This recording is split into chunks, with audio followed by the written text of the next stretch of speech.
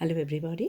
We are going to have a little talk today about autistic spectrum disorder. I will going to do a little bit about that sensitivities associated with that.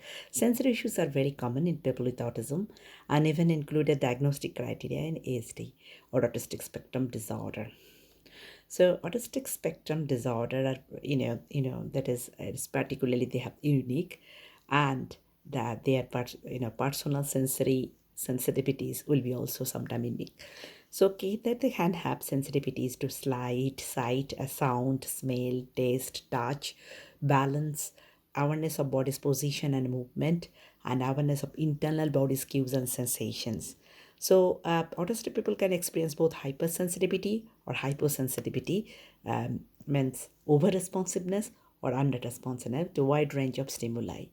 Most people has the combination of both. Most autistic people experience hypersensitivity to bright light or certain wave and certain sounds, smells, texture, taste, and that can be overwhelming for them. It can result sensory avoidance means get away from those stimuli, and uh, most of the people can easily tune out.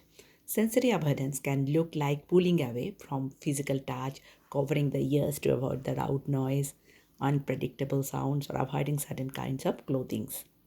Then hypersensitivity is also very common. This can look like a constant need for movement, difficulty recognizing sensations like hunger, illness, pain, attraction to loud noise, bright light, vibrant color. People who has hypersensitivity may engage in sensory seeking to get more sensory input from the environment.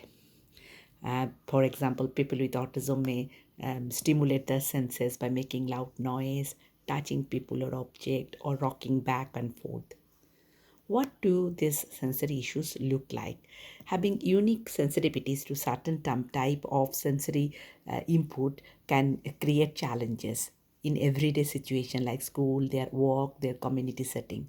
For some people who have this hypersensitivity, it can take a lot of effort to spend all day under fluorescent light, navigate a crowded space, process the conversation in room with background noise. This can incredibly physical and emotionally draining and can leave the people feeling too exhausted or to do other important tasks. Many autistic people use stimming as a form of sensory seeking to keep their sensory system in balance. Repetitive movements, sounds, fidgeting can help them to stay calm, relieve stress, or block out uncomfortable sensory input. However, constant movement can sometimes seem inappropriate and disruptive in certain settings like workplace. So autistic people often feel like they need to suppress their steaming, and when this happen, it become more and more difficult to self-regulate, leading to sensory overload, exhaustion, or burnout. Now, sensory overload happens when an intense sensory stimuli overruns your capability to cope. That can be triggered by single event like unexpected loud noise, or it can build up from time due to effort to take to cope the sensory abilities in daily life. Sensory overload can feel like intense anxiety, a need to escape from the situations or difficult communications when the brain has to put all its resources into sensory processing, or it can shut off other function like speech, decision making, or information processing. So all these things can happen in this sensory issues in autistic spectrum disorder.